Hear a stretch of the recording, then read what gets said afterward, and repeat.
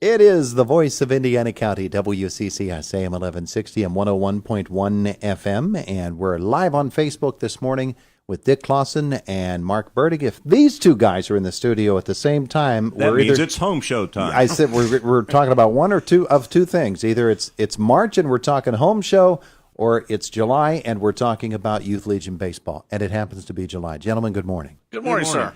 It's good to have you both with us. Dick Clawson, how many of these Youth Legion tournaments have you been involved in down This is the years? about number 21 or 22. Really? Yes, sir. Yeah. And Mark, how about you? Oh, boy. As far as chairing, I think this is our 13th Western Regional. Mm-hmm. I'm not sure about state tournaments, probably 7 or so. 7 or 8 on those, yeah. Since they go every other year. Yeah. And of course, you've been involved in youth baseball, both of you, for many, many years. So here comes the tournament this weekend. What's going on at First Commonwealth Field? Well, I'll tell you what, we've got the top teams in Western Pennsylvania coming in, 2 from the Erie League, 1 from Somerset, 2 from Westmoreland County, 2 from Indiana County's league, and the host team. Good time, a lot of good baseball. Yeah, well, that's the thing. It is really good baseball. It's high-quality baseball, and it's a high-quality baseball experience. Mark, of course, the boosters in Homer City really put together the effort, don't they?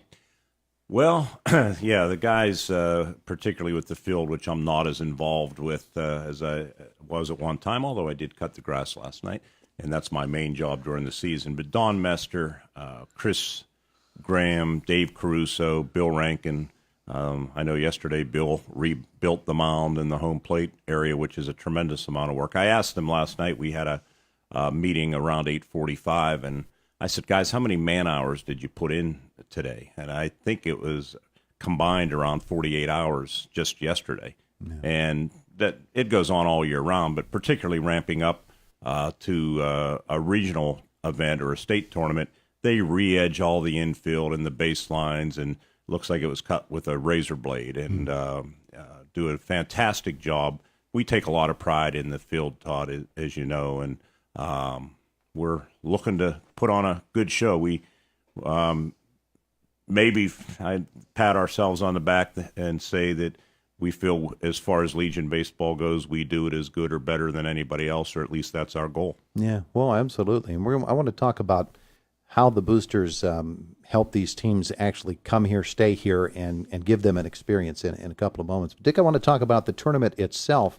It is a tremendous logistical thing to get all of the teams and all of the organization done in order to make this tournament happen. There's a lot of people doing a lot of hard work, and you're in among that group. I'm very fortunate that we deal almost exclusively in the West with Homer City. Every year I offer it to any of the other leagues, and the 3 other leagues all say we would rather come and enjoy Homer City. We could do it up in Erie on turf fields, but the volunteers aren't there, and they'd rather come down here and enjoy a good time. And I'll tell you, the one thing they really like is the concession stand. Oh, yeah. Oh, they love it. Yeah, well, I can understand that. We'll talk about that with Mark in a couple of moments, and get people's licking their chops here in a couple of moments. The tournament itself and organizing the schedule and putting those things together, I don't think people realize what goes on behind the scenes, counting the number of pitches a kid has thrown. Checking in on all of the eligibility concerns and all of that. It is a tremendous challenge, and you do it so well. Thank you. Well, and I've got a lot of practice, and fortunately, I check all the teams' rosters at the beginning of the year. So basically, we're pretty much on top of that. During the games, we do count the innings that the kids are pitching. And I've got that down to a science. I'm not computer savvy, so I still use a pencil and paper and get it done that way. Yeah, and well, you could use also your level and your steel tape and all of that. From we have to check the bases at Homer City. The pitcher's mound, we got to check that's the height and the distance always. Yeah, all of that has to be a part of it. Mark, he mentioned the concession stand. You combine the concession stand, which is always tremendous. I'll give you a chance to brag on it in a second. But then you throw in things like these kids coming from Erie and elsewhere, they have to be housed. And certainly that you don't want their whole experience of Indiana County to be, let's go to the baseball field, let's go back to the hotel. It really is a challenge, and you meet it. Well, we get information out as far as recreational opportunities, whether it's swimming pools or golf courses for, parents or kids for that matter that want to play golf during the day when they're not playing baseball. Although Saturday and Sunday we have 4 games starting at 10:30 in the morning and continuing until, as Jack would say, who knows when, right? Depending on weather conditions, et cetera. As for housing for the Western Regional, that is not our obligation. When we host a state championship tournament, we do have to house teams, and it's on the boosters' expense. What we try to do as a courtesy is work with the hotel, and in this year's case, again, just because they've been so good through the years, Bethany or Strautman at Park Inn, we arrange for a very special rate and accommodations for the teams that wish to stay there. And there are 3 teams, Rockwood from Somerset County, Corey from near Erie, and the Mill Creek Ball Club that will stay at the Park Inn. And next year we've already signed a contract with the Park Inn, and for the state tournament it will be the boosters' obligation. The S.W. Jack Drillers of Indiana will be hosting the Western Regional Tournament next year, but we've worked out an arrangement where, as Dick said earlier, maybe credit to the Boosters Club, they want to use First Commonwealth Bank Field as the host site. So it's a little bit of early news release, I guess, on that. So as for concessions, Kristen Clawson, who's the sister-in-law of our manager for the Walbeck team, Kurt Kurjosik, has kind of been our concession manager. That's one thing through the years. I never even had a key, even though it's housed within our big They wouldn't give building. you one.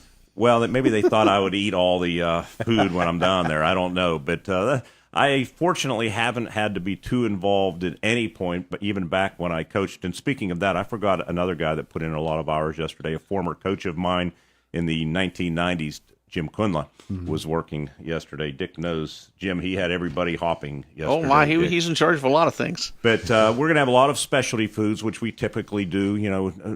We'll obviously have the normal ballpark fare with the hot dogs and the hamburgers and chicken planks and French fries and onion rings and pizza logs, which was new this year to the concession stand during the regular season. But I know my wife's going to be charcoal grilling some kibasi with some good Sanzo's rolls, and there's halushki and things like that. They're going to be specialty items. So even if you're just looking to come down and support our efforts and grab a bite to eat, it really is a good place. And we have the big patio opened up.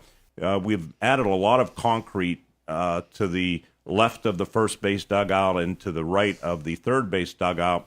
And we've put the bigger bleachers there, which opened up the back patio area where the concession stand is. And what we've noticed during the season is a lot of fans have kind of caught on to that, and they're bringing their lawn chairs and putting them on the concrete patio in front of the concessions. And we made some major improvements a couple of years ago with the backstop netting, getting rid of all those poles and the chain link fence, which really is an excellent view. So if you're planning on coming to the game and you want to sit behind home plate and smell all of that food, I always say get a fan and blow that out. So bring your lawn chair. Yeah, that's a great plan. And you see some great baseball. Dick, it really is a high quality of baseball that is played, isn't it? It is. Since we put in wooden bats, it's brought baseball back to the way it should be, the way the older people like to hear the sound of a wooden bat hit the ball.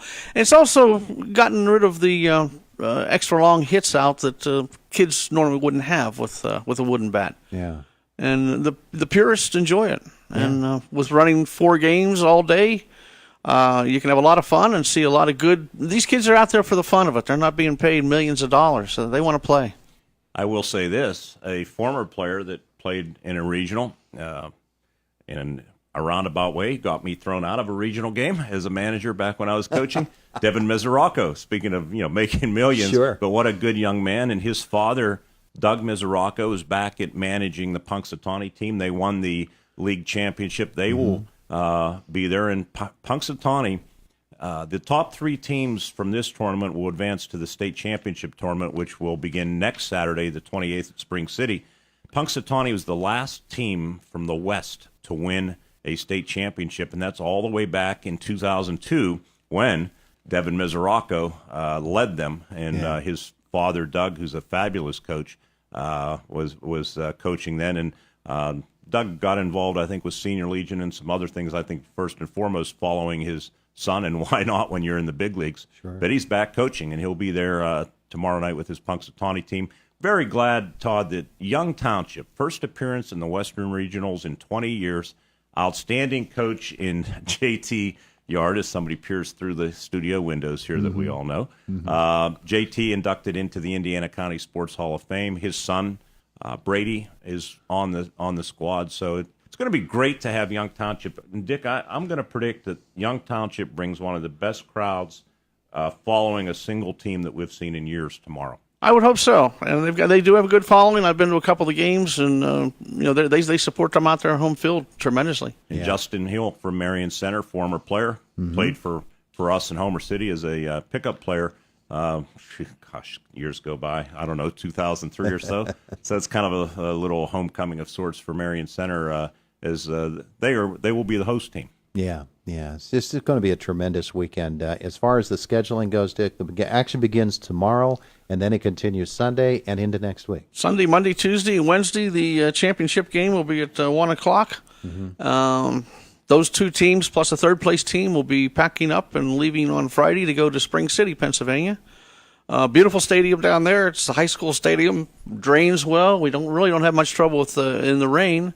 And they're primed up to host. They hosted a Senior Legion state tournament last year and a regional prep state tournament, so they know what's going on. Yeah. All right. So we're looking forward to this weekend. If it does rain, of course, you've got all the folks there that are going to take care of that, make sure the ball games all get played.